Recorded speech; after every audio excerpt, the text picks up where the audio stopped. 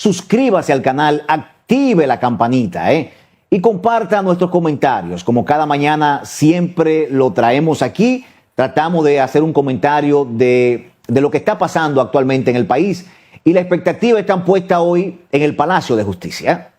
La expectativa está puesta hoy en el caso de medida de coerción que se va a conocer contra los hermanos Espaillat. Recuerden ustedes que esta medida de coerción estaba pautada para el domingo. Entonces se pospuso para el día de hoy porque sus abogados pidieron el aplazamiento para poder conocer las diferentes querellas que se han interpuesto contra los hermanos Espaillat.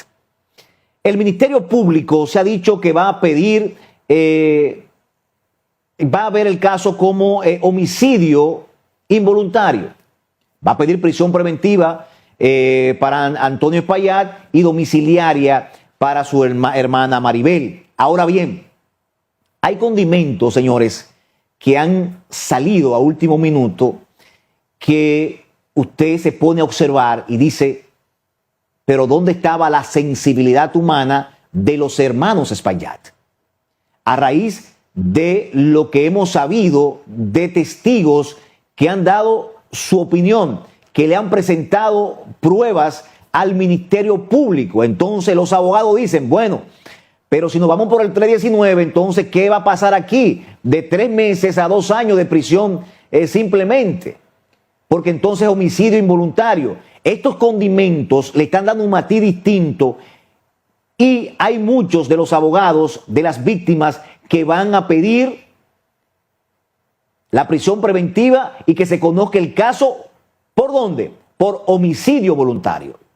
Por el 295 del Código Penal, que estamos hablando de 10 a 20 años de prisión. Si el juez, recuerden que todo esto es en base a las pruebas que se puedan presentar, los testigos y ambas partes, ¿no? En esta situación, ¿qué está pasando? Bueno, que hay una versión del encargado de logística del Jet Set, Gregory Adames, donde Gregory está hablando y se ha referido a situaciones donde alertó en varias ocasiones a ellos sobre lo que podía pasar en el Jet Set. Entonces tú dices, tenían conciencia de lo que estaba pasando ahí. Algo podía acontecer en cualquier momento. ¿Cuál era la intención? Tal vez no era de que pasara ese día, pero parece que entonces se estaba dejando que eso colapsara en algún momento.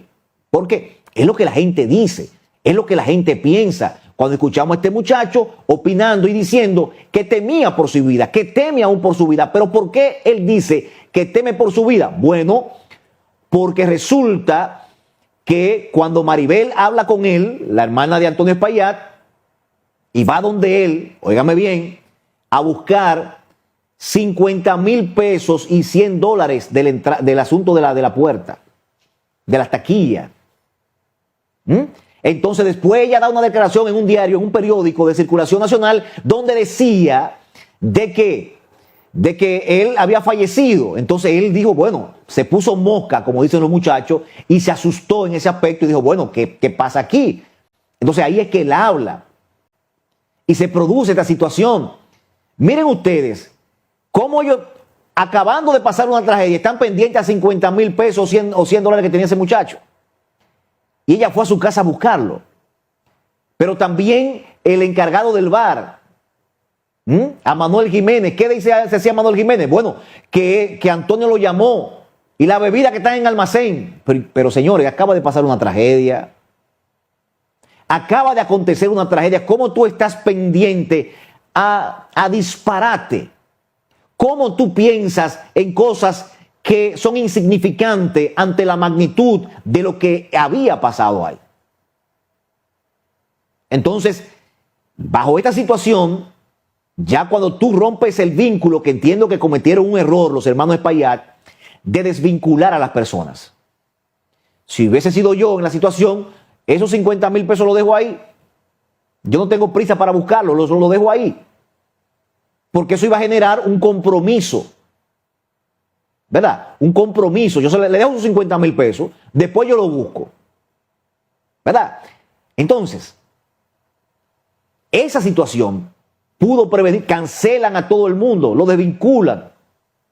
Si ustedes saben que hay una situación que se presentó ahí, que ustedes entienden que fue por su negligencia, que ustedes sabían que se lo habían notificado en varias ocasiones, ustedes tienen que saber que uno de esos empleados que están ahí iban a hablar en cualquier momento. ¿Por qué? Porque la mayoría de personas que asistía ahí los lunes, de esos que estaban ahí, eran asiduos a diferentes eventos.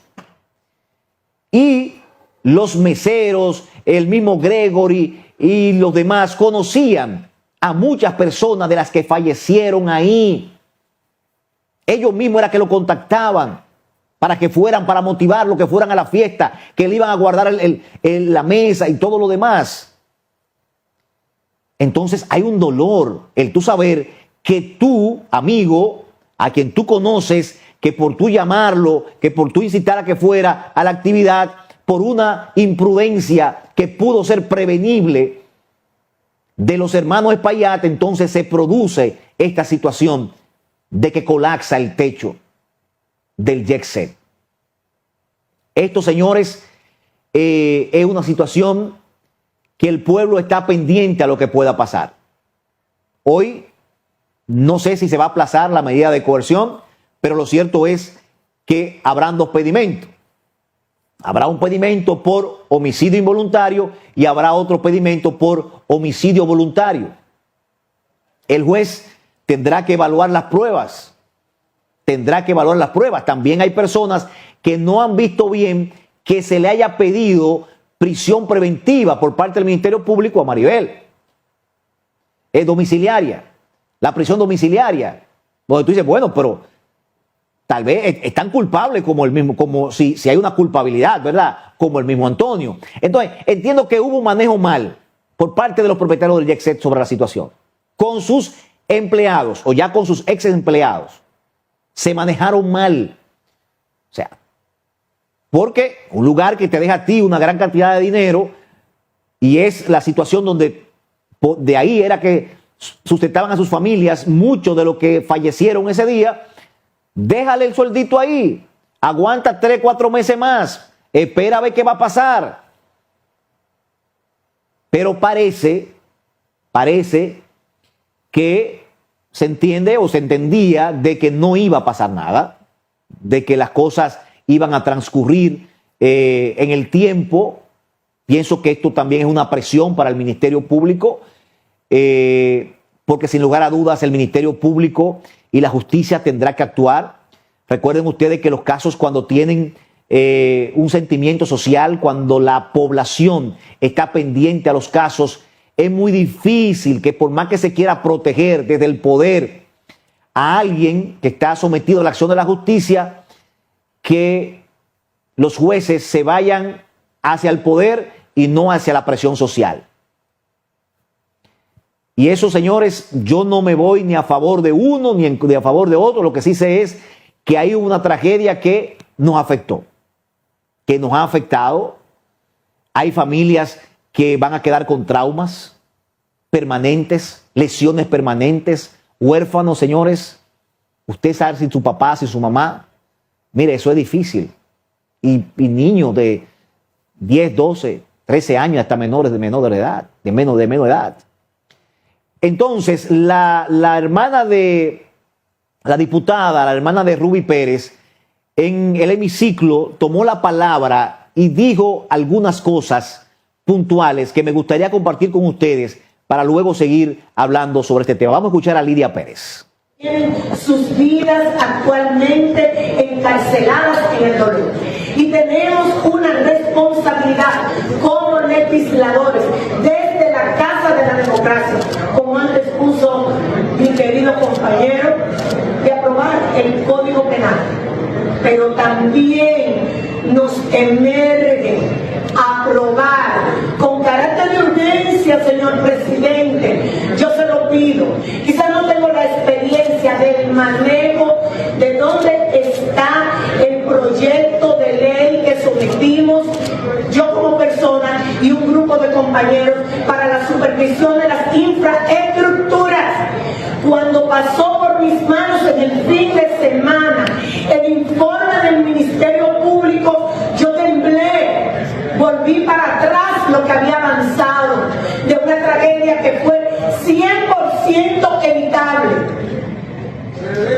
Y este caballero, no quiero decir que de forma intencional, quizás por su poder, quizás atrapado en el dios del dinero, Mamón, hizo caso omiso a las llamadas constantes que tanto dijo algo puntual.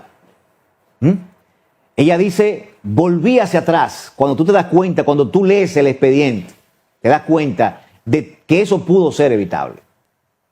Pudo evitarse. Y a veces, desde cuando tú estás sometido a la justicia, se pretende también de la otra parte que la población se sensibilice, ¿no? Y que baje la guardia, baje los hombros. Pienso que esos legisladores tienen un compromiso moral con este pueblo y sobre todo con esa tragedia que pasó de sacar el Código Penal. El Código Penal con nuevas tipificaciones, el Código Penal con la tipificación correcta para cada cosa. Tenemos uno aquí de más de 100 años, entonces no es posible que estemos aplicando penas de hace más de 100 años cuando tenemos que adaptarla a estos tiempos. Ojalá que sí. Ella habla de otra ley de inspección de infraestructura. Más que las leyes, señores, lo que entiendo es régimen de consecuencia. Régimen de consecuencia. Lo que tenemos que pedir es régimen de consecuencia. Todo aquel que causa un daño a otro está en la obligación de repararlo. O sea, si usted, por su omisión, con intención, sin intención, que es lo que se va a determinar en el día de hoy. Hoy se va a determinar qué va a pasar ahí. Y le quiero decir que ojalá que esto se televise, ¿no? Porque a veces, para que el pueblo conozca, porque esto es un caso que la gente está pendiente, muy pendiente. Ojalá que las cámaras estén ahí, conociendo el proceso de medida de coerción, como la hemos conocido con los casos de corrupción que se han implementado. ¿Verdad? Con estos casos de corrupción que se han ventilado en la justicia, las medidas de coerción han sido ventiladas. Ojalá que sean ventiladas también, que el pueblo conozca quién es quién, porque a veces en público se dicen unas cosas, pero cuando los juicios no son televisados, cuando no hay cámaras encendidas, entonces las cosas suceden de otra manera. Esperamos simplemente lo que quiera el pueblo, justicia.